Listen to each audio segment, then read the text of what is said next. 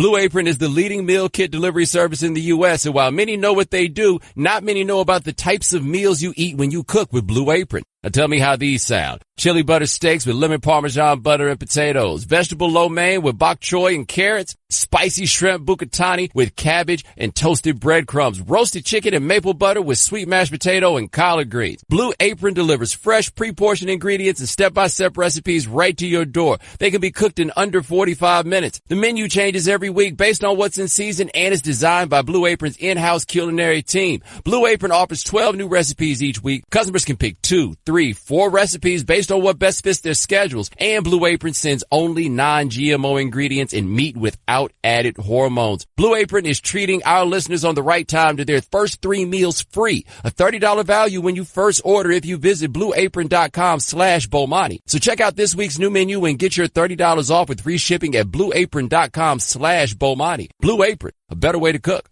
Guys, wouldn't your wife or girlfriend love it if you treated her to the very best this Christmas? Now you can, with the world's softest pajamas by Pajamagram. Created by a team of pajama experts, the world's softest PJs are lighter than a cloud, softer than a bunny, like cashmere, only better. She'll love how heavenly they feel. Includes free gift packaging and Christmas delivery is guaranteed. So visit pajamagram.com or call 1-800-GIVE-PJs. Welcome to the Right Time Podcast. The Right Time with Bomani Jones. Ladies and gentlemen, welcome to the Right Time. My name is Bomani Jones. Thanks for listening on ESPN Radio and the ESPN app. We are presented by Progressive Insurance. You can send us a tweet at the 1-800-Flowers.com Twitter feed. That is at Bomani_Jones. So yesterday I was out, it was about the 1 o'clock hour. I'm going somewhere to watch some football. And I got a text that was like, you see this thing about Jerry Richardson? And I'm like, nah, send me a link on Jerry Richardson. And I get the Sports Illustrated story about Jerry Richardson. And I'm like, whoa, like this broke right around kickoff? So imagine that, Jerry Richardson at the game in his suite, whatever it is. And Sports Illustrated has dropped a bombshell report on him that talks about, among other things, 4 former Panthers employees who got confidential settlements based on inappropriate things that had happened at the workplace. It talked about a racial slur that had been directed at one African-American scout from the Panthers. And then they talked about, what was it, Jeans Day on Friday, where everyone would wear jeans to the office, and Jerry Richardson would come and make comments to women based on the jeans that they had. Shannon, what was that? Was it Mr., right? Everybody calls him Mr.? An organization refer to him as Mr. Yeah. Not Mr. Richardson, to be clear, right? Just Mr.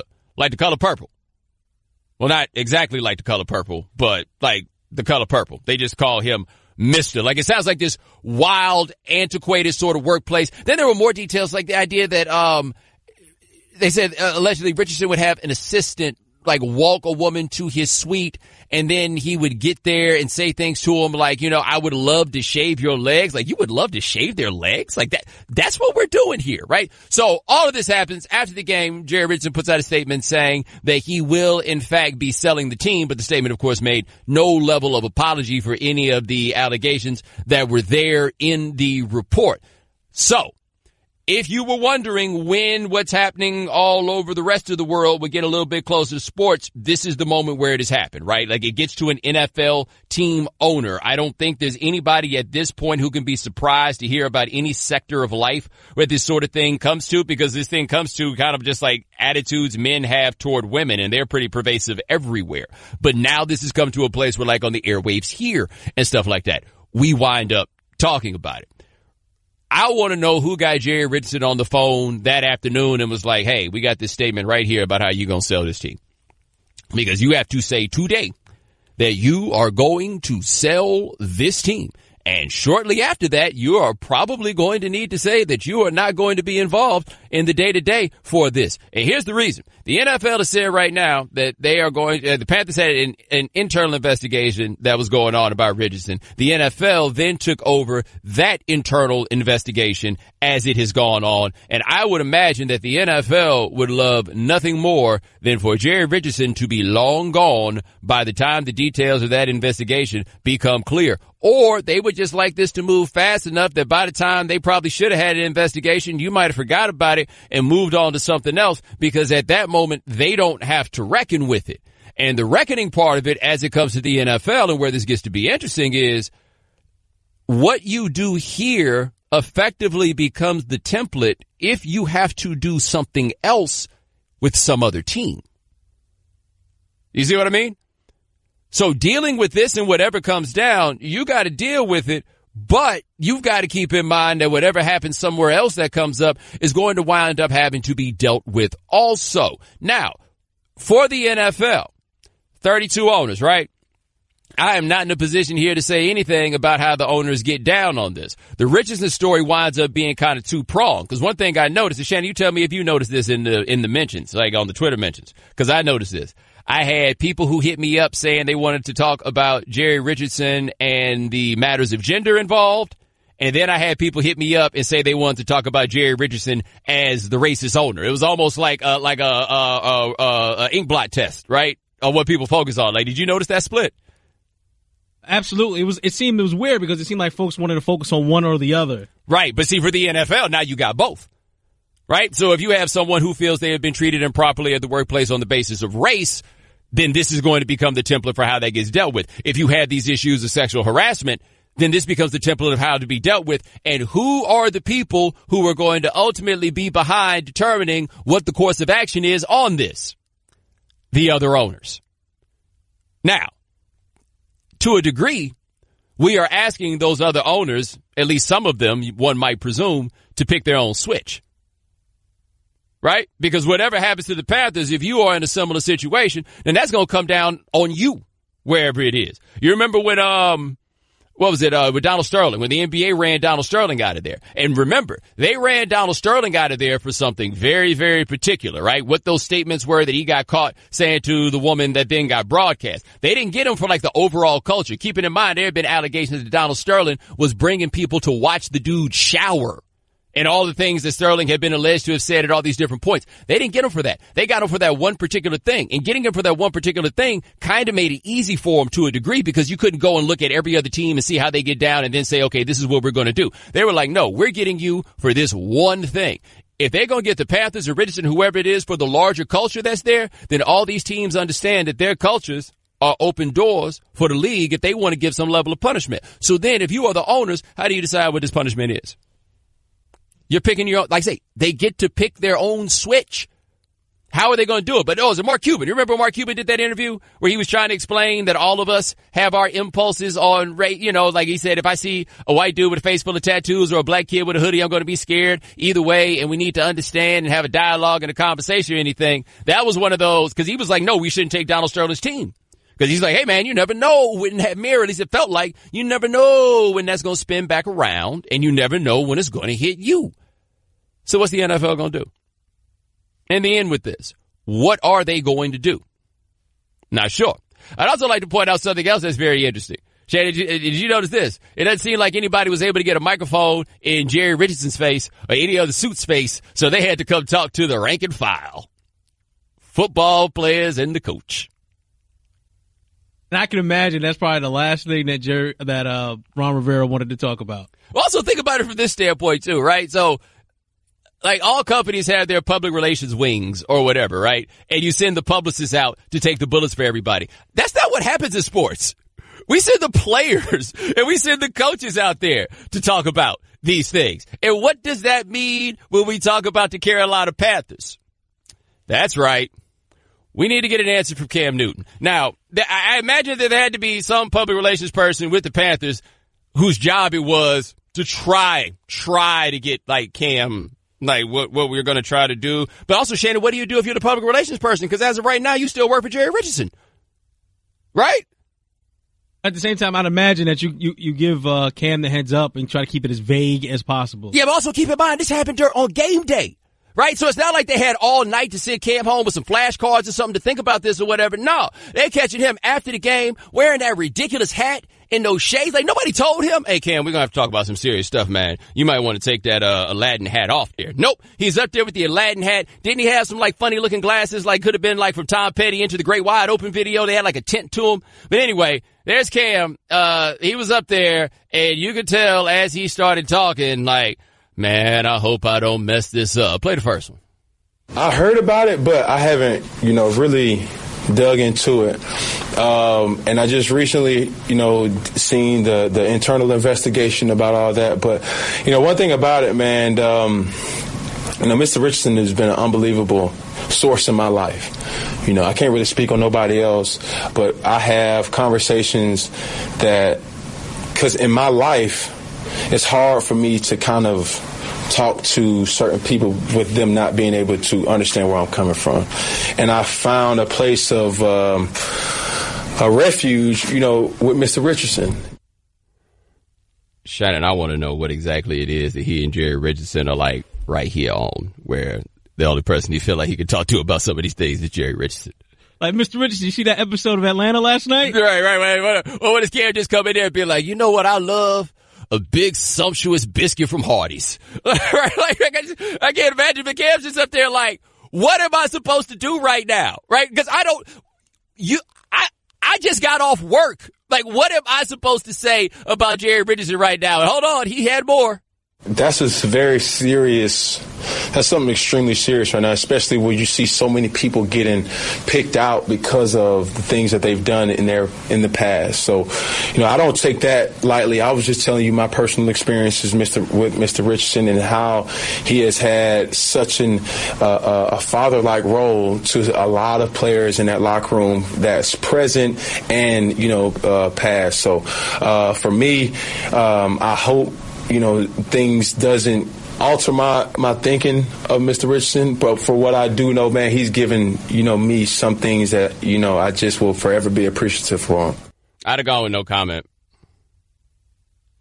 Like, I feel like for all y'all, no comment is probably the play. Like, I do think people have to be fair and appreciate the degree of impossibility in the situation. Your boss just got hemmed up in, like, super duper scandal. What exactly are you supposed to say about that right now in front of all these people? Shannon, Thomas Davis was like, well, Mr. Richardson always been good to me. Well, damn, they just fired the general manager a little while ago because he wasn't being nice enough to you because Jerry Richardson did not like it. Like, yeah, that's probably what he's going to wind up saying. Meanwhile, Jerry Richardson is just like, man, let me just try to get out of here right fast before y'all stop and really stop and think about, you were at work asking women if you could shave their legs. And every other trick that was in the book. And now we'll see how this one plays. How about that?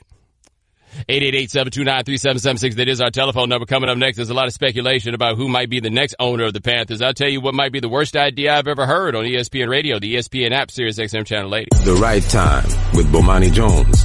Ladies and gentlemen, welcome back to The Right Time. My name is Bomani Jones. Thanks for listening on ESPN Radio and the ESPN app. We are presented by Progressive Insurance. Darren Gant of Pro Football Talk will join us next segment. Darren Gant of Pro Football Talk will join us at 4:30 Eastern with what he's got on the Jerry Richardson situation. 888-729-3776. That is our telephone number. Yep. Stop Straight Talk. Brought to you by Straight Talk Wireless. Best phones, best networks, no contracts. Just one thing, by the way, to mention about Jerry Richardson. One thing that's kind of been lost in the whole time that Richardson has owned this team, it's kind of a wonder that they let him buy the team in the first place. Or, like this, some things weren't dealt with sooner. Don't forget, Jerry Richardson was the CEO of the company that ran Denny's when Denny's caught their discrimination suit in the 1990s. And for those of you who are unfamiliar with that, but are familiar with the Jay-Z catalog, Never Eat at Denny's but Party at Little Penny's, that is what he was talking about in that one. It's to a degree a wonder that he got here. So at least on the basis of allegations of workplace racism, there's not that much of a surprise there, given that the man had run a company that had already dealt with one of those. The stuff, though, as it related to dealing with women was staggering, though. It's just absolutely 100% staggering. And when this stuff comes up, I feel like a lot of men are just like, yo, I don't even know if I can say hello to a woman anymore. I'll say, okay, well, maybe you don't know if you can say hello to a woman. That's fine. Maybe you're unaware of whether you can do that. But just in case you didn't know before, no, you cannot ask a woman if you can shave her legs. No, you're not allowed to ask women to show you their jeans so you can see how they fit at work and offer them foot massages and the likes. No, you can't do that. Just in case you were curious. I'm just trying to help. Did I do straight talk? Yes, cool. All right. Anyway, last night, because there was attention to be gotten, your man Diddy looked up and saw people talk about the Carolina Panthers are going to be for sale because Jerry Richardson is going to sell the Carolina Panthers. And, of course, that meant that Diddy said that he would think about buying the Carolina Panthers. And then that led to Diddy doing a video to express the fact that he would like to buy the Carolina Panthers. And it went like this. Okay, y'all, this is just in breaking news. The North Carolina Panthers. Wait, press pause. Okay? Press North pause. Carolina Panthers. Did he say what I think he said? Yes, the North Carolina Panthers, yes. Okay, keep going. Okay, y'all, this is just in breaking news. The North Carolina Panthers, okay? North Carolina Panthers are up for sale. I believe it's time to turn the franchise over to new ownership. Well, I need to send a message out to everybody in the beautiful state of North Carolina. I will be the best NFL owner that you can imagine.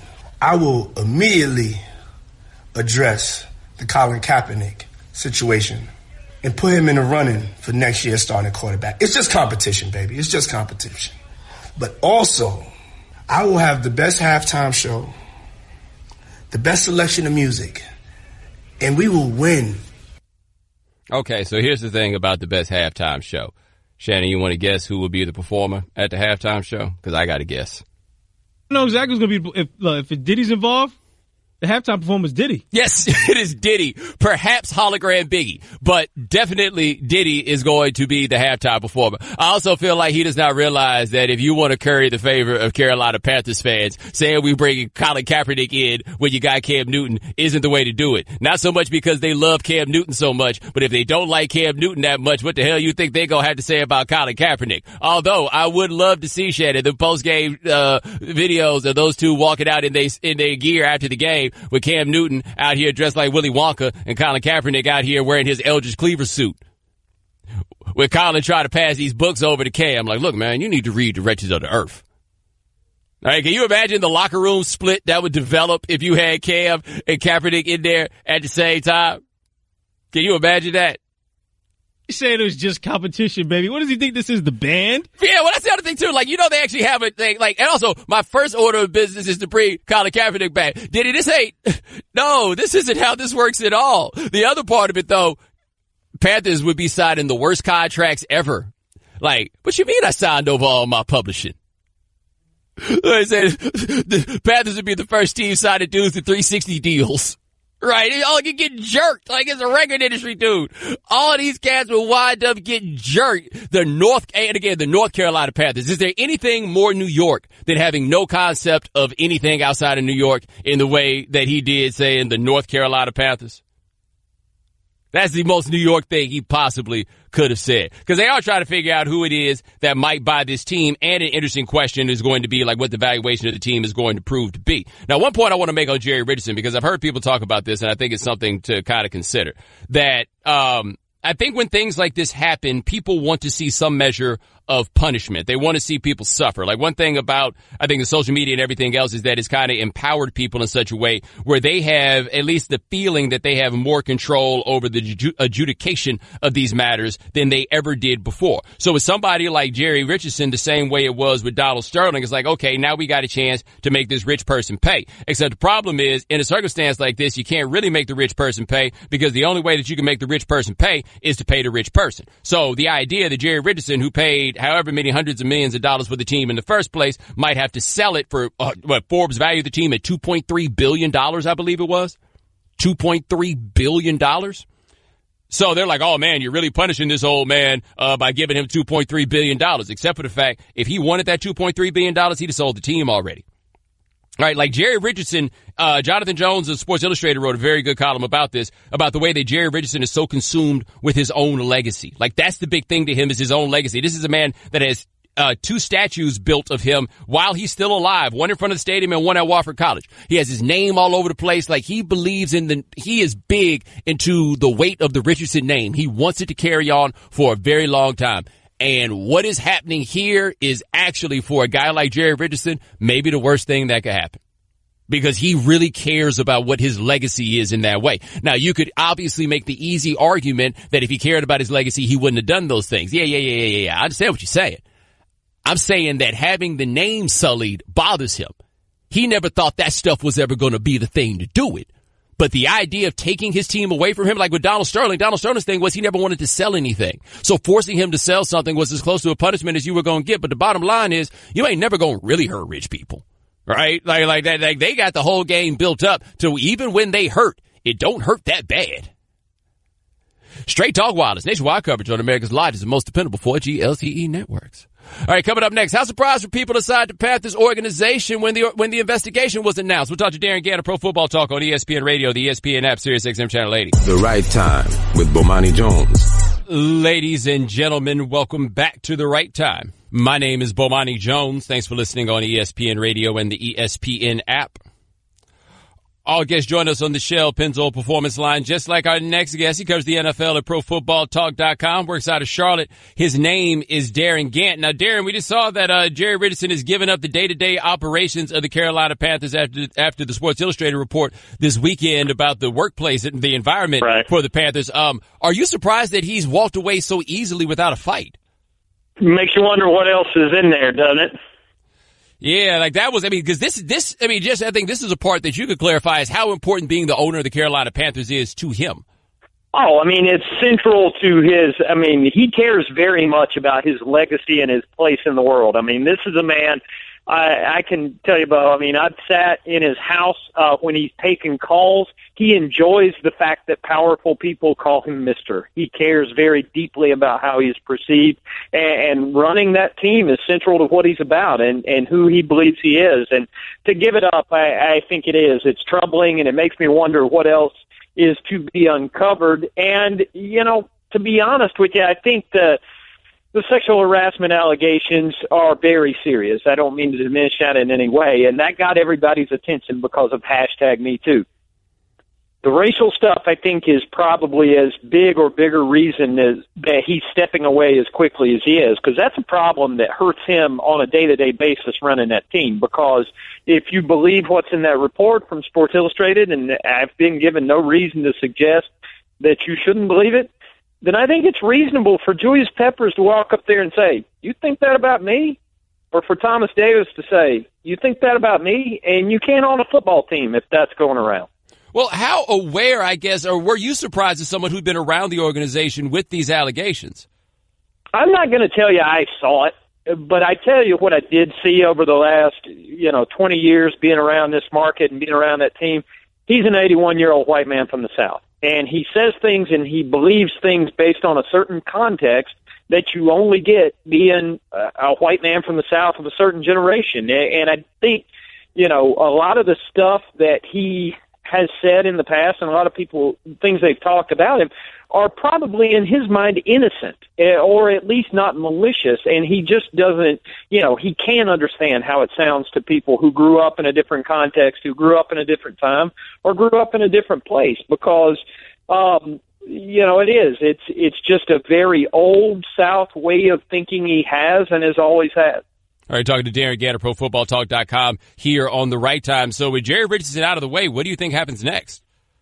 They'll sell it. They'll find a billionaire who wants to buy the place and keep it in Charlotte, because Charlotte's a fairly groovy place to be. I mean, it ain't Miami, it ain't L.A., but it's certainly comfortable, and there's a lot of money here, and there's a lot of young money moving to town. So I think a lot of people locally are panicky about the possibility that it might move, especially after seeing an NBA team leave town before. But I just think if you look at the economics of the market, that's probably an unfounded concern. I mean, just look at what happened in Buffalo. The last team to sell was the Bills. They were lined up around the corner to pay $1.4 billion for a team in Western New York with one of the worst stadiums in the NFL. So what's this place worth? I would think it's pretty valuable. Well, also, I would imagine that, Jerry had L.A. as the card to play for the longest and used that to get stadium upgrades and perks from the city. Right. L.A.'s not out there anymore as the threat.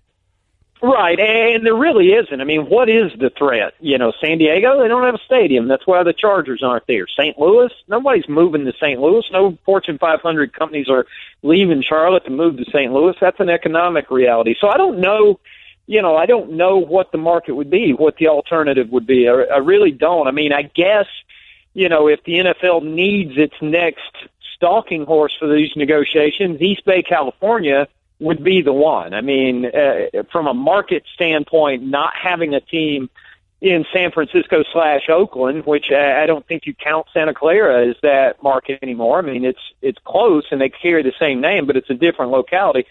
That would be the one, but I don't think anybody's in any hurry to put another franchise in California at the moment.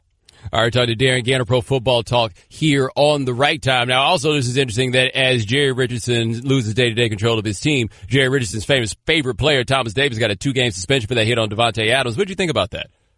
Recidivism. I mean, Thomas got knocked $48K for helmet-to-helmet earlier this year, and the next one, I mean, it's a classic example of examples being made. Juju was going to get hit after that Steelers-Bengals game the other week. I mean, you just knew coming out of that game the next guy was going to get run up the flagpole, and after that, because it was such an egregious, I mean, I don't think it was malicious. I've known Thomas as long as he's been playing in the NFL. He didn't win that Walter Payton Man of the Year award for no reason. He's a good man, but it was a dirty play. I mean, it was helmet to helmet. It was blatant. The guy didn't see it coming. It's like the rest of them. It was 2 games. I'm sure when Derek Brooks and James Thrash hear the appeal, it'll get reduced down to 1, and he'll be back out there on New Year's Eve against the Falcons. Now, I just mentioned, Thomas Davis and his relationship with Jerry Richardson, but for other players on the team up until this point, what would you say was their perception of Jerry Richardson? Different among different people. And I think that was one of the more frustrating things for me about yesterday's scene post-game is that Ron Rivera and all the players kept talking about all the nice things Jerry Richardson did for them. Well, yeah, because you're athletes and you're coaches and you can do something for him. It's all the other people in the building who can't do anything for him that I think that's the measure of your character. I mean, I'm one of those people, I judge you based on how you treat the elderly and waitresses and dogs and people who can't do anything for you. And all these players lining up to tell stories about how Jerry Richardson was so nice to them. Well, yeah. I mean, you're the one he would. And it's just, it's going to be frustrating to me at a certain level if they go on this kick and, get on the roll and want to win a Super Bowl from Mr. Richardson. Because frankly, based on the way he's behaved or is accused of behaving, he doesn't deserve that right now. Well, how nervous also is the NFL about what they might find? Oh, gotta be. I mean, do you remember the lawsuit against Jerry Jones that was filed in 2014 and eventually dismissed with all kinds of rude, nasty, ugly allegations and pictures to go with it? When's the last time we heard about that? I mean, the case was dismissed, but if that thing drops today with those pictures, do you know what the reaction would be? I know from talking to people around the league, Bo, that there were a lot of people relieved when this landed in Charlotte because it just means it didn't wash up on their shore first. All right, that is Derek Gann. Check him out, cover the NFL for ProFootballTalk.com. Thanks so much, sir. I appreciate it. You got it, man. Talk to you soon. All right, man. You have a good one. ESPN Radio is presented by Progressive Insurance. We'll compare rates for you so you get the best deal, even if it's not with us, saving you time and money. Now, that's Progressive. Call or click today. The Right Time with Bomani Jones. Ladies and gentlemen, welcome back to The Right Time. My name is Bomani Jones. Thanks for listening on ESPN Radio and the ESPN app. All guests join us on the Shell Pennzoil Performance Line. Thanks to Darren Gant of Pro Football Talk for joining us last segment. Ryan Clark of ESPN will join us in the 5 o'clock Eastern hour. Remember, if you miss anything live, check out the Right Time podcast available on the ESPN app. The Right Time is brought to you by Upside.com, giving all business travelers the gift of a better business travel experience this holiday season. Upside.com. All right, 888-729-3776. That is our telephone number. All right, so people whom I trusted on various levels. I know my man Steve White was out ahead on this. Aaron Schatz had also been trying to warn us of the same thing, which was Blake Bortles isn't that bad. Okay, I'm going to take it a half step further. Recently, Blake Bortles has been good. Shan, don't tell nobody I said that, okay? Are we rolling on that, Nuno? We rolling on that sound? Okay, cool. There about you one time when I was in college, one of them LL Cool J albums that come out, and my homeboy came in, he stopped, he looked around, he looked out the door to make sure nobody was here, he's like, the LL Cool J got some songs on it, man, that's kind of jamming. Right? Like I feel like that's like where we are right now when you talk about Blake Bortles. Wow, gotta make sure not to say Blaine Gabbert. Right? It's very easy to mess around and get those two mixed up, but horribly unfair to at least one of them to do that. Listen to this, man. The Jaguars won 45-7 yesterday. Blake Bortles has had 3 straight games with multiple touchdowns and no interceptions. And I used to have Blake Bortles in fantasy. I had him that year. He threw for 30-something touchdowns, but he threw for like a bazillion interceptions also. Apparently, he has kind of calmed that down just a bit. That being said, Jadeveon Clowney, not so excited about the prospect of losing to the Jaguars 45-7. They beat us on both sides of the ball. Ain't no defense. They beat us. They physically beat us. Are they that much better than you guys? Do you think that? I don't. No, I don't actually. I don't either. That's why we're trying to figure out. They got us today. They was that much better than us today. Bill and TJ both said it was embarrassing. Is that a word you use? Oh, yeah. Straight. For real, it's embarrassing. Nobody want to get beat by no. I don't even know what the score was. I know it's crazy, but nobody want to get beat like that. It's embarrassing to the whole organization, everybody on the team. Dog, he sees. Do you think that? That was my favorite thing. Are they that much better than y'all? Do you think that? Oh, sorry there, big fella. I'm just trying to do my job, man. Like, Shannon, that felt like that's the question where everything turns, right? Do you think that? I mean, of course not. No, Mr. Clowney, sir. No. Yeah, no. Clowney also said to Blake Bortles is trash. No, we're still not at that point yet where people can give Blake Bortles credit for the fact that maybe he's not that bad. Like, he's physically talented. There's no question about like his physical talents and what he provides in that way. That's been there from the very beginning. He's just been playing poorly. Now, it is also worth noting that TJ Yates was starting for the other team, so maybe that had a little bit of something to do with this. But we've talked about this with Jacksonville. Jacksonville is good enough in enough ways that they don't need Blake Bortles to be great. They just need Blake Bortles not to be bad. And at the very least right now, he's not bad. Who wants any parts of that defense if their quarterback play, at the very least, is not bad? Like, you think the Patriots want that? They bring that pass defense up there. Do you think the Patriots want that? Like, I've seen a lot of people who have made the argument that the Chiefs are probably still the team that is best equipped to beat the Patriots. Are they really better equipped to beat the Patriots than the Jacksonville Jaguars are? All they need Blake Bortles to do is hold it together just a little bit. So I would imagine that if I was in the Jacksonville facility, we would be playing a very difficult game, which is how do we make sure that Blake Bortles is confident without gassing his head up? Because you mess around and gas his head up, then he starts doing things he's not qualified to do, and the next thing you know, we got a problem. Right? Like, that's the very, very, very, very difficult balance. They're basically trying to do the equivalent of him with, I ain't saying that you not like, I think you good looking, but you ain't like, fine. You know what I'm saying? Like, don't just be out here thinking you can wear anything and then it'll be cool. No, like, that's what they're effectively trying to do, right? Try to get his head into the place they need it to be to stop his head from going to a place that you might find to be a little harder to work with. So you mean to tell me they're telling Blake Bortles that he has a nice personality? No, because he can see through that. You can see through that. Like, I don't know how they're balancing it, but how do you give him a level of confidence without doing what you believe to be gassing his head up? Because once you start gassing his head up, I feel like he could very quickly turn into Rex Grossman. And that's not what you want, because Rex Grossman had his head gassed up. You ever see that interview Rex Grossman did a little while ago where he was talking about, how he'd always been encouraged to let it rip, like every coach he had always encouraged him to take chances and everything like that. And imagine, he'd probably still be in the NFL right now if people hadn't been out here gassing him up. That's what they got to figure out with Blake Bortles. How do we not gas him up? And I feel like the man for that job is Leonard Fournette. I feel like all Leonard Fournette got to tell him is, sit there, bro. I'm just going to tell you right now, you good, but you as good as I make you.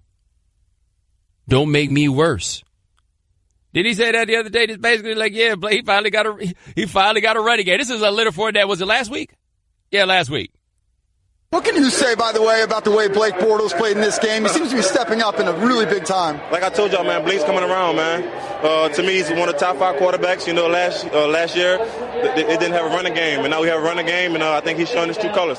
Now we have a running game. I am the running game. Now we have a running game. By the way, I feel like we need to send a shout out to Doug Marrone, right? You remember Doug Marrone used to be the coach of the Buffalo Bills.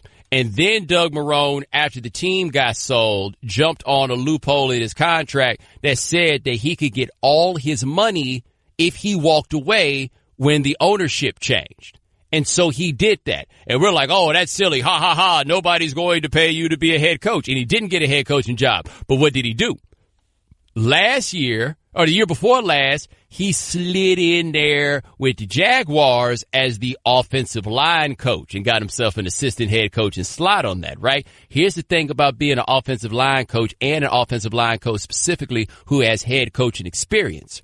If they fire the head coach, you're the guy that they're going to slide in there at the interim because you leave the play callers to have their duties and everything else. Gus Bradley got fired in the middle of last year. Guess who slid in there? Doug Marrone got the interim job. Now Doug Marrone's the head coach, and they got all that talent, and they halfway figured out this quarterback thing. You got to respect that, right? Doug Marrone slid into the Jaguars DMs. Yes, he did. He did it perfectly. He did it perfectly. He got in there and was like, this is the place that will make me most likely. In fact, he might have been there behind the scenes. Like, I think this team just needs a breath of fresh air right now. No. Don't wait. We need to make a change right now. And if you want to make a change, you know, I do, in fact, have head coaching experience. So he got his bread. Now he got himself back. Now he's about to be in the playoffs. He, by the way, has an over 500 record as a coach. Bet you didn't know that.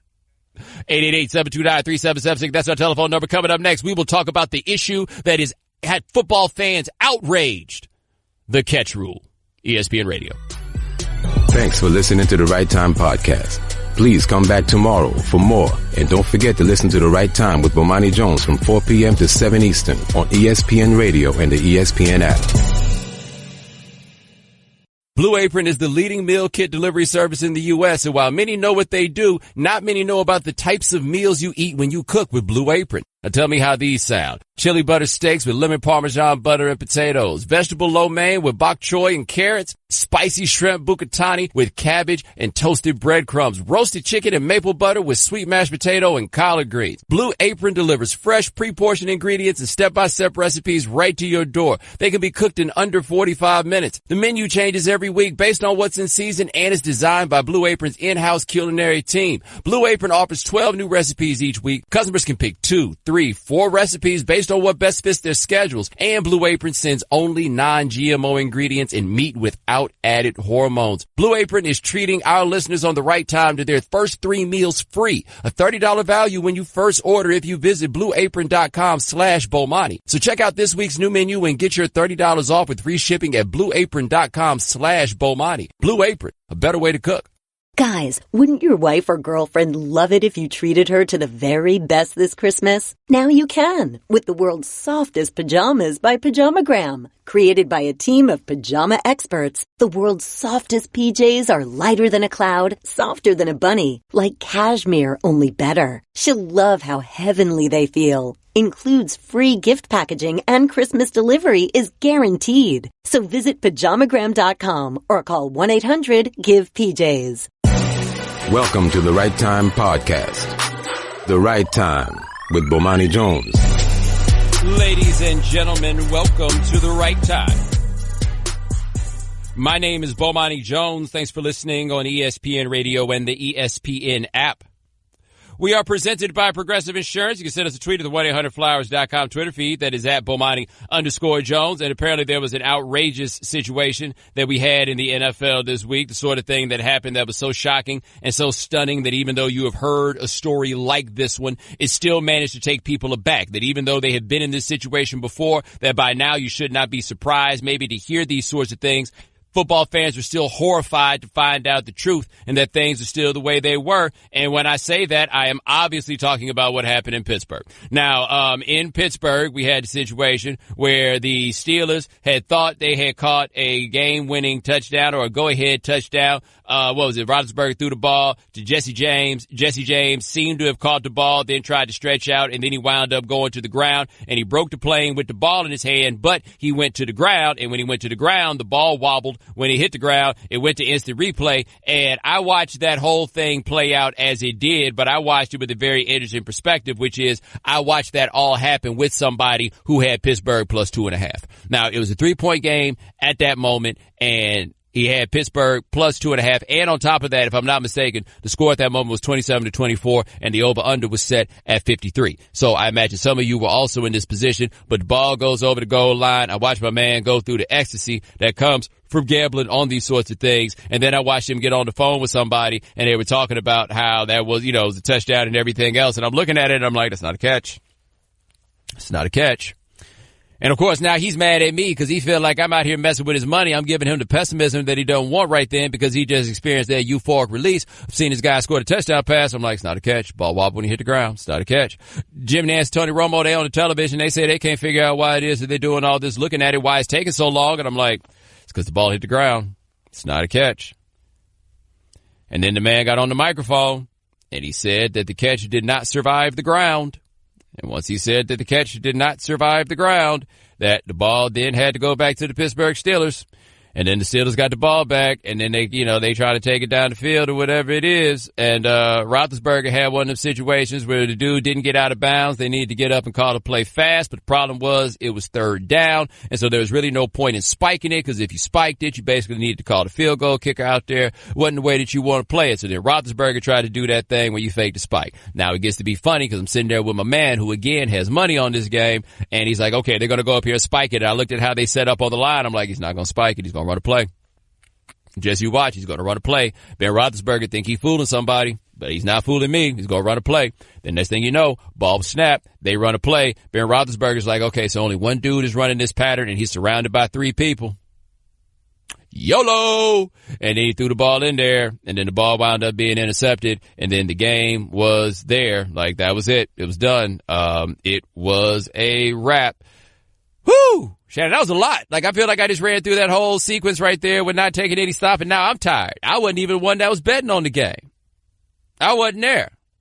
So now I can imagine how much angst there was for the one person who did have, Pittsburgh in the 2.5, right? Yes. Well, here's what confuses me, though, because, of course, everybody's mad on this whole we don't know what a catch is thing. And I understand it to a degree, but, I go back and look at the Calvin Johnson play. I understand why they say that's not a catch. What they're saying is if you go to the ground and you can't get up with the ball, then you have not demonstrated control. Now, where the difference in the rule comes in is that if you handed the ball to somebody, if it was a running back and they just simply crossed the plane, you would have said that they established control already and then it was there. But the dude isn't a running back. It's a guy who caught the ball. And I personally did not think that he had established control in a way that I could be sure he had it until he got up with the ball. I don't think that the rule is nearly as ridiculous as other people make it. I think my man Matt Zemek makes this point on Twitter where he's like, part of why we have this difficulty with this rule is what the NFL doesn't want is a lot of plays where guys theoretically have control and then they get hit and then the fumble is forced and then you have a lot of change of possessions. That's a big part of what it is that they don't want. But I thought it was obvious and immediate what it was that they were looking up, and I saw that ball wobble on the ground and I could not figure out why it was taking them so long to understand what the replay was, and maybe I was the one person in America who was neither shocked nor outraged by the fact that it got overturned. And I'm not even a Patriots fan. Anyway, here is Mike Tomlin talking about the play being overturned. I don't have HD and all of that stuff, so it's really irrelevant how I feel about it, to be honest with you. It's not going to change the outcome of the game. I'm not going to cry over spilt milk and all of that crap and talk about replay. I ain't doing it. They was about to get that win, Shannon. They have such a hard time against the Patriots. Did you see that stat where Tom Brady before this game hadn't thrown an interception against the Steelers since 2005? I thought this was the one. You remember Tomlin last week, all excited about playing the Patriots, got the Patriots in the kitchen with the Patriots. This was it. This was the game to turn everything around. And I thought that they pretty thoroughly outplayed them for most of the game. What did happen, though, the Patriots went to the cheat code, right? And so there's all kinds of cheat codes that come, but if we stay on this in the context of football, I don't know if you remember playing Tecmo Super Bowl, but if you played Tecmo Super Bowl, all the plays would be the same and everything else, but as you got farther into the playoffs, man, things just got a whole lot harder. People played a whole lot better on defense. And so what I would wind up running as the cheat code was that one play, and I'm going to describe it because a whole lot of y'all already know that play. It would be two backs, two receivers. The receiver on the top of the screen would go up. It was like a skinny post. The tight end would run a crossing route. The receiver at the bottom would take it toward the inside and then run. He's supposed to throw the ball over to his back shoulder, and the running backs would flare out from the backfield. And you just hope you have a mobile quarterback. You either throw it or you run and you try to go. And you just run that play all the way down the field because after that, none of your other plays are actually going to work. I felt like that's what the Patriots were doing, and it was basically the Bel Air offense, and they were just passing the ball to Gronk.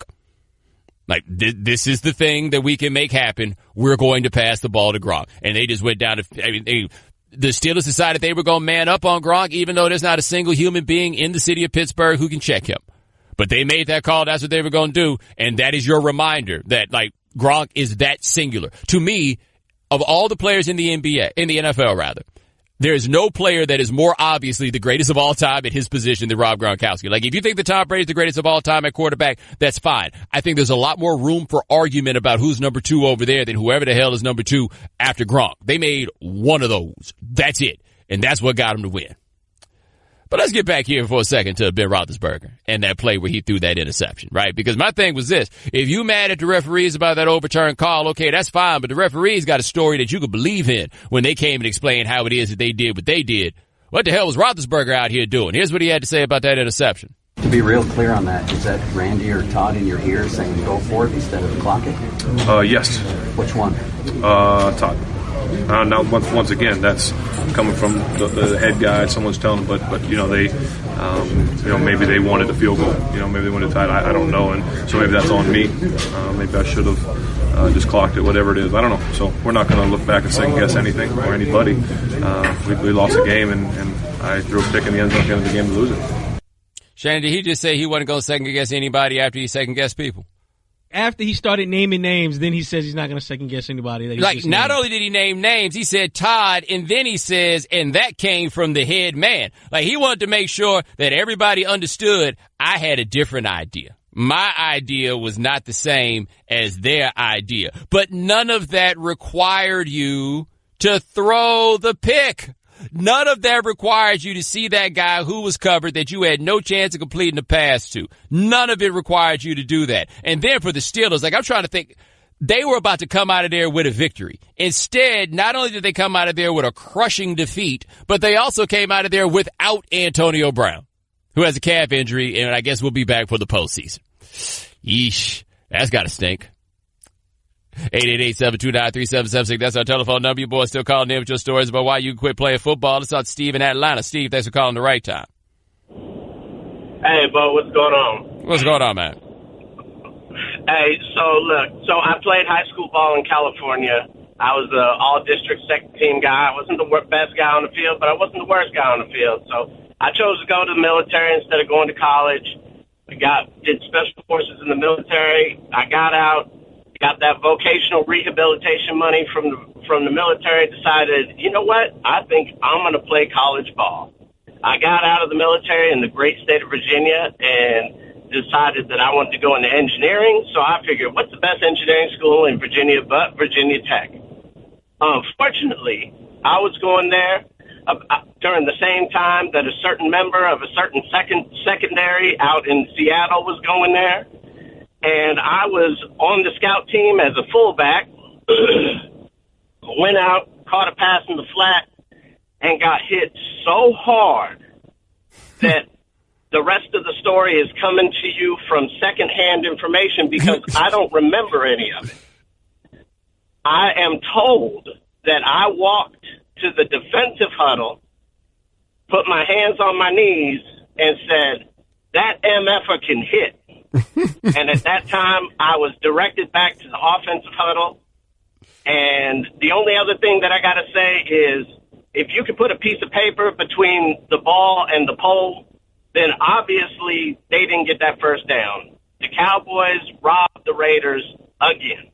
And with that, I'll take it off the air. Well, Steve, I appreciate the call. There it is. If you ever imagine what it felt like to get hit by Cam Chancellor, ask Steve, and Steve will tell you what other people told you about it.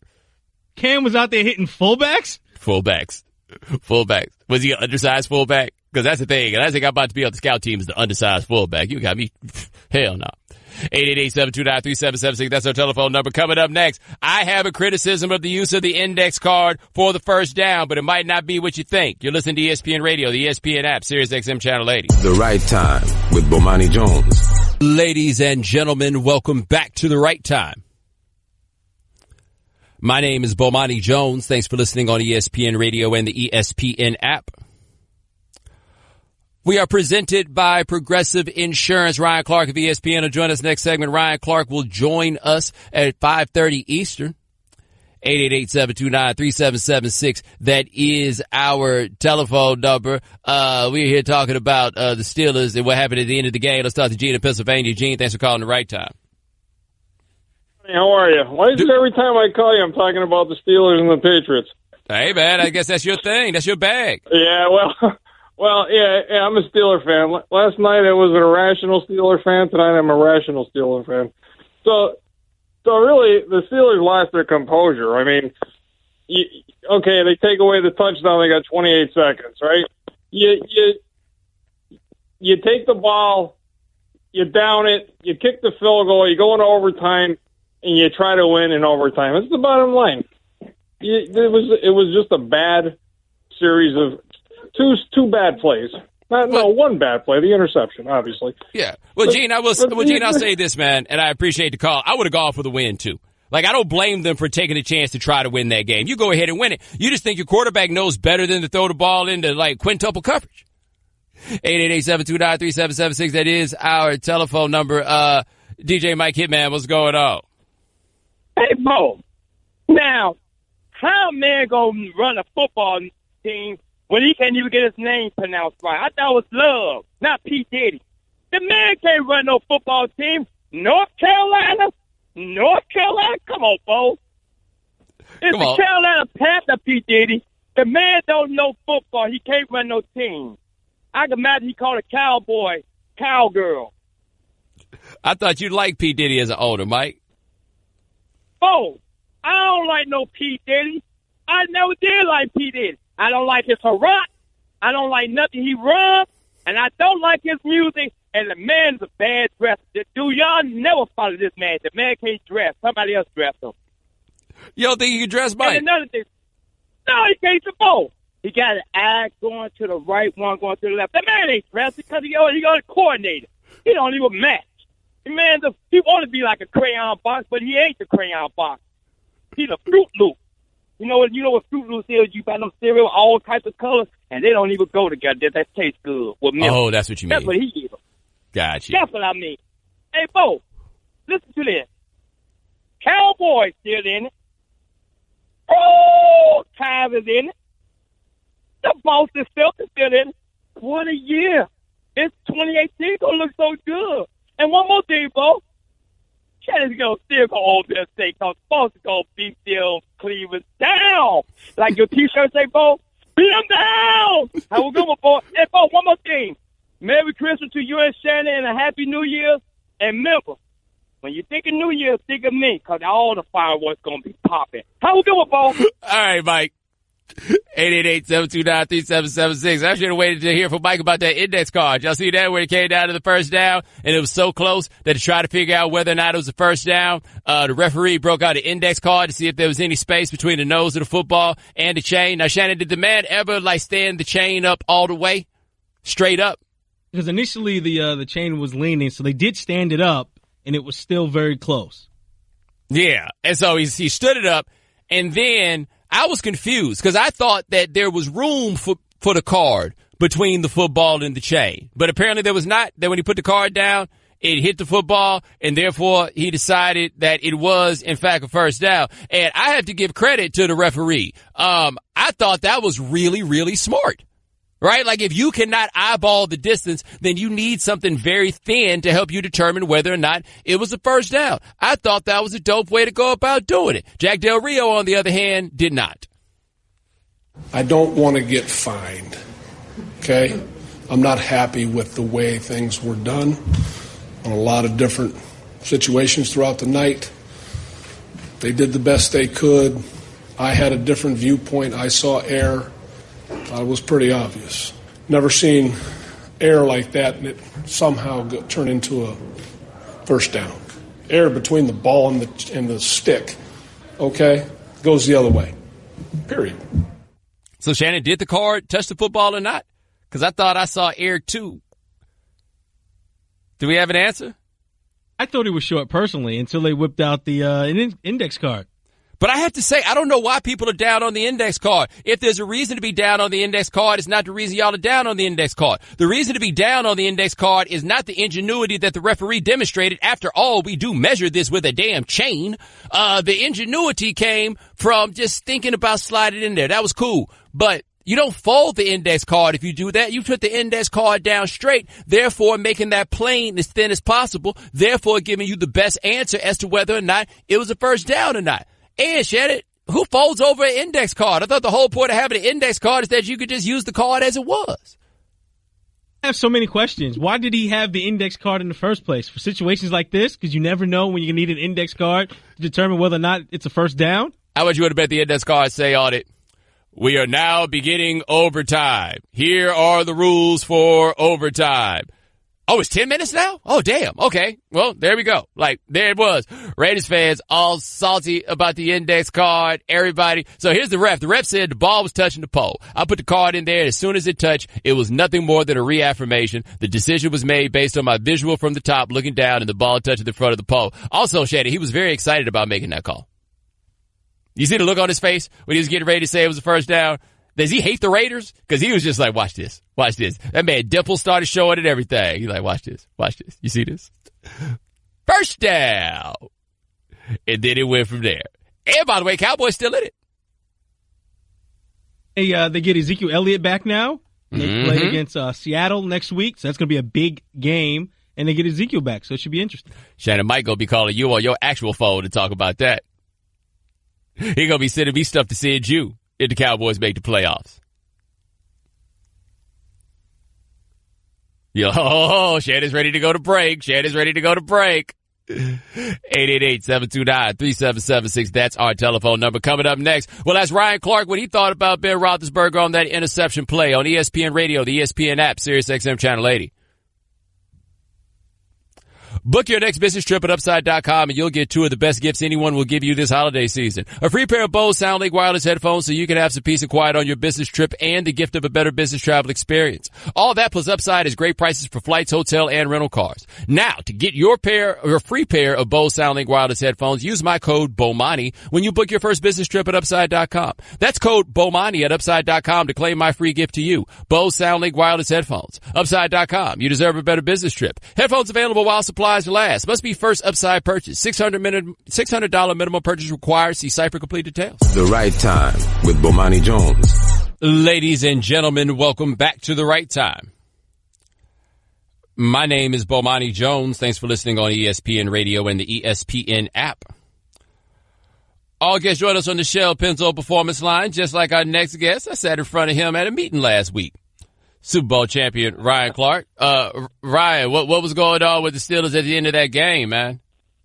They got to find some way to play defense. I think I like what they tried to do. They went man-to-man, press coverage, which is what you had to do against Tom Brady, disrupt him, get pressure with 4.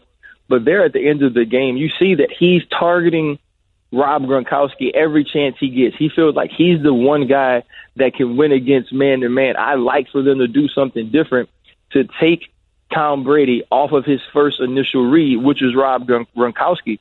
And then you go to the fake spike and the slant. I like going for it there, and especially after you feel like you've already won the game with the Jesse James touchdown that was overturned. And so I like going for it there, giving your team an opportunity to win the game. But once he gets through that first window and you can't fit the ball in on the slant, I think it would be better to throw it away, give yourself a field goal, and now you get a chance in overtime to at least compete to try to win the game. Yeah, well, what did you think about him after the game making it clear to everyone that he wanted to spike it? He's a bit of an oversharer. He kind of, passed the buck a little bit. I think in a situation like that, you just like to go with, that's the play we called. I was trying to win the game, and so be it. But, that's part of kind of who Ben is. He's a guy who's told us about injuries when that's something you say you really don't want to do. He's a guy who's very open and actually answers the questions with what he feels is the correct answer. And so you're going to have some of those situations that kind of make you shake your head, and that is one of them for sure. We're talking to Ryan Clark of ESPN here on The Right Time. Now, were the Steelers in a position where they could have run an actual play rather than just the fake spike? I'm not sure they could have gotten one called. Obviously, with the fake spike, everybody lined up. You can see Ben kind of giving Eli Rogers some type of signal. I'm not sure in that situation, unless you know what play you want from that position, or you call 2 plays before the last, I guess, repeat the next one. There were other things you could do, but actually get a new play call, get a play call that everybody understands and knows would have probably been a little bit harder, and you'd have been scared that you take too much time doing that and don't get a 4th down if you don't convert. Now, I try not to get too caught up in, like, the narrative stuff about, momentum and the likes and everything else. But how important would it have been for the Steelers just to get a win over the Patriots? Because I can't remember the last time it happened. It would have been huge. It would have been huge, just psychologically, especially with this group of men, with the team that they have. There's been so many defeats at the hand of Bill Belichick and at the hand of Tom Brady that to actually get a win without your best player, without a guy who had an opportunity to be the MVP of the league in Antonio Brown, would have been huge psychologically. But also when you look at where the playoffs would have to go through, which would have been Heinz Field, or at least put the Steelers in the lead for it to be Heinz Field, it would have been the biggest win of the season if you can count a regular season win that important. We're talking to Ryan Clark of ESPN here on The Right Time. Now, how much will it hurt them in these next 2 weeks? Like, is winning without Antonio Brown something they can do? I mean, you got to look at who they're playing, right? I mean, you get the old Browns, you get the old Texans. Those are two teams who are very beatable. And listen, here's why, and I said it during the season when Martavis Bryant was asking to be traded. I said, you do not trade him. I said, I don't care if you got to sit him the rest of the year. You never know what can happen. You never know what you need. This dude is a physical stud, and now you need him. You see him last night making big catches on the fade route against the Patriots. You see him make a huge one-handed grab in the end zone. And so you see the talent. You see the things he can do. You add Juju Smith-Schuster to that. You know you have Le'Veon Bell. So you have a team that can go out and really compete not only against these two teams that they play, but compete against playoff team offensively with the firepower that they still have. So this team will be fine. I expect them to win these next two games and have themselves in position for a bye, which then allows Antonio Brown another week to recover without them playing. All right, talking to Ryan Clark of ESPN here on The Right Time. Now, switching gears just a little bit, how about that Blake Bortles? Hey, man, listen. I have been on record saying Blake Bortles is not very good. He's a little bit better than I thought. I'm not going to say he's great. He was playing against the Texans, but he finally threw the ball with some authority. Even in the last 2 weeks when he's actually played well, they've gotten out in front defensively. They've run the ball well.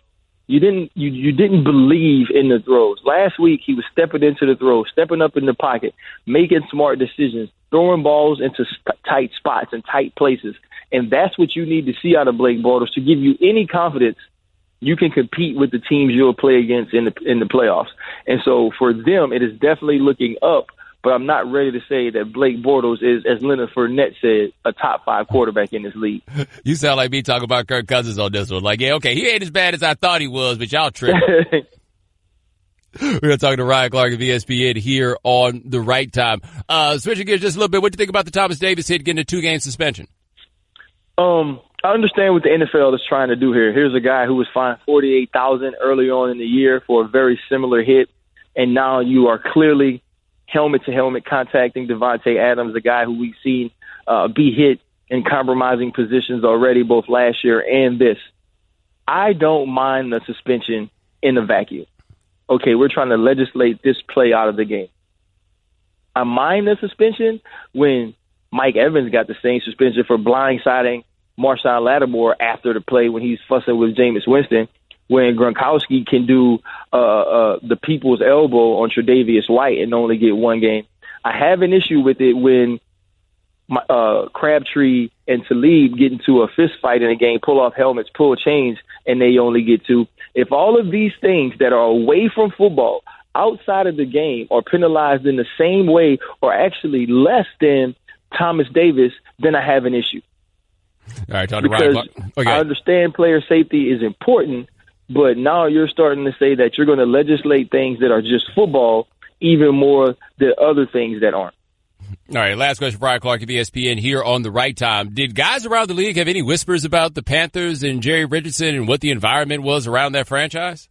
No, I really haven't heard anything about the environment around the franchise, but I've dealt with him. We've dealt with him as the NFL PA. We know who Jerry Richardson is.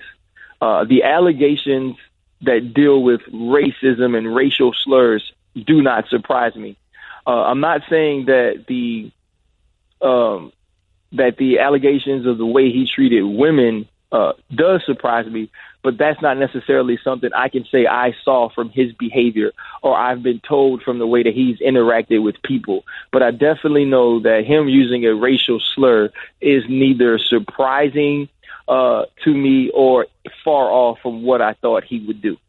All right, that is Ryan Clark. Check him out covering the NFL for us here at ESPN. Stay warm, my man. I'll talk to you soon. Yes, sir. All right, now, ESPN Radio is presented by Progressive Insurance, creators of the Name Your Price tool. Choose from a range of coverage options and pick the price that works for you. The Right Time with Bomani Jones. Ladies and gentlemen, welcome back to The Right Time. My name is Bomani Jones. Thanks for listening on ESPN Radio and the ESPN app. All guests join us on the Shell Pennzoil Performance Line. Thanks to Ryan Clark of ESPN for joining us last segment. Spencer Hall of SB Nation will join us in the 6 o'clock Eastern hour. For all your last-minute gift needs, visit 1-800-Flowers.com. Right now, when you order a dozen Mary Red Roses for only $29.99, you'll get another dozen absolutely free. To order, go to 1-800-Flowers.com/ESPN. All right, 888-729-3776.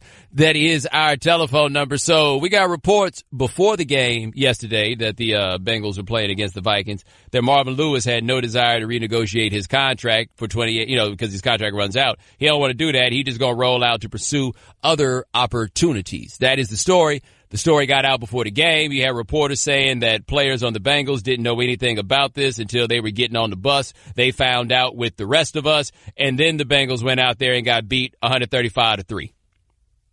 That's a rough estimate. I don't really have an answer for you, but they look like a team that did not feel like playing football that day for whatever reason it happens to be. Now, Marvin Lewis was asked about it on Sunday, and he said, quote, "It's nothing. There's nothing to it." I think he's done a conference call today. We'll let you know if we get any sound worth having out of that one. This is an interesting one, though, because why wait for them to fire you? Or if you're Marvin Lewis, on top of that, why wait for them to not fire you? Like, who's to say he still feel like working there? Like, it's like Marvin Lewis is so difficult to evaluate as the coach of the Bengals, I think, for a couple of reasons. One of them is that I think his tenure with the team absolutely has there are two different periods. There's the period that goes up until 2010 and then the 2011 from here. Now, the period that goes up until 2010, and I believe he got that job in 2002. But that period is the one where you remember how bad they were before he got there.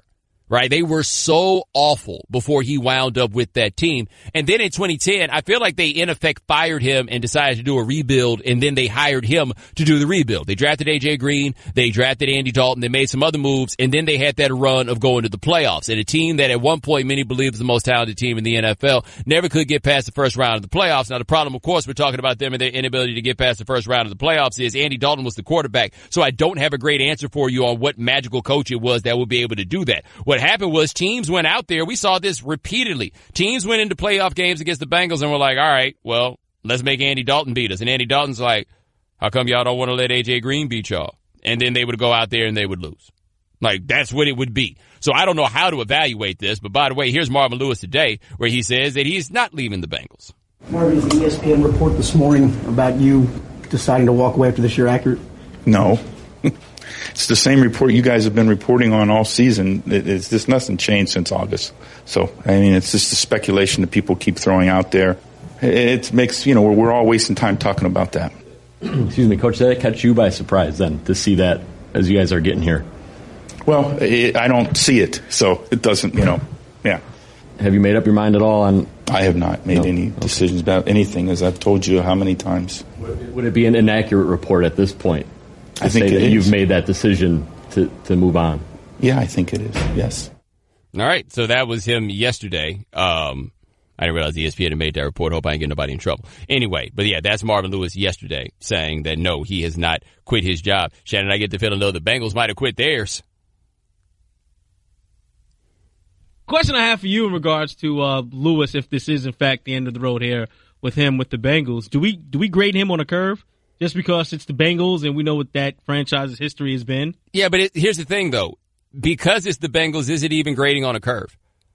Like, is that fair to say? So what I do think he puts you in an interesting position is, we're not grading him in the context of being like some great coach, I don't think. I think that most of us would say at best that he was a very good coach. It's not like if we were to grade him on a curve, Shannon, that would be to me like, we grade John Chaney in college basketball on a curve. Like, John Chaney never made the Final Four with Temple, but it doesn't matter because we know what Temple was. We know what he was doing. And so we put him in the same esteem with, say, a guy like Jim Boeheim, who's made the Final Four 4 or 5 times, right? Like, I don't think anybody could sincerely say that Jim Boeheim is a better coach than John Chaney, observing what the circumstances were. With Marvin Lewis, I think we give him the credit for getting to the playoffs. Look, getting to the playoffs 5 years in a row in the NFL is not easy. And I think that anybody who manages to pull that off, with or without Andy Dalton as their quarterback, we give them a certain measure of credit. I think the issue with Marvin Lewis is we ignore the circumstances that are around him, and then very often people then wind up discussing him and being like, well, they never won a playoff game. Which, I mean, yeah, he had that job for a long time to never win a playoff game. And we assume that if you go as long as he did without winning a playoff game, that somebody's going to replace you. But who was the replacement coach that you believe was really going to be the one to get the Bengals to this place, right? And also look at what it was for the Bengals in the playoffs. So the first time they got to the playoffs, correct me if I'm wrong, Shannon, wasn't that the game where Carson Palmer had his ACL torn by Kimo Van Oelhoffen? Right? Yeah, I believe so, yes. Okay, then after that, they went 8-8, they went 7-9, they went 4-11-1. Then they got like 10-6, they got to the wild card round, they lost to a Jets team, they went to the AFC Championship. Then they had the 4-12 season. After that, they lost in the wild card round 5 straight times. So what we're talking about here when we talk about this Cincinnati Bengals run and why not go to the playoffs? Well, it's kind of hard to win in the playoffs when your Pro Bowl quarterback gets his ACL torn, right? And then, Carson Palmer was on that. No, Shannon, was that Carson Paul? Yeah, well, okay, I was looking at the wrong list. I saw Ryan Fitzpatrick come up. I was like, ugh, that would have been ugly. But I can see how that team doesn't win a playoff game. I don't know how much of that you put on the head coach necessarily. I also think that a coach under those circumstances typically gets replaced. I feel like if I'm Marvin Lewis, if I don't feel like working here anymore, I'm out of there. My only thing with that report is they said that he would be interested in perhaps leaving for future opportunities. What future opportunity is somebody giving a 59-year-old dude that hadn't won a playoff game but has been a coach since 2002? Like, what future opportunity is that? Is somebody going to make him 2003 rather? But is somebody going to make him a general manager? Like, what other opportunity would they be for him? If he were to leave, I would feel like leaving would be retiring. It's not, I'm going to come out here and see what the world has to offer. I don't know what the world got to offer you.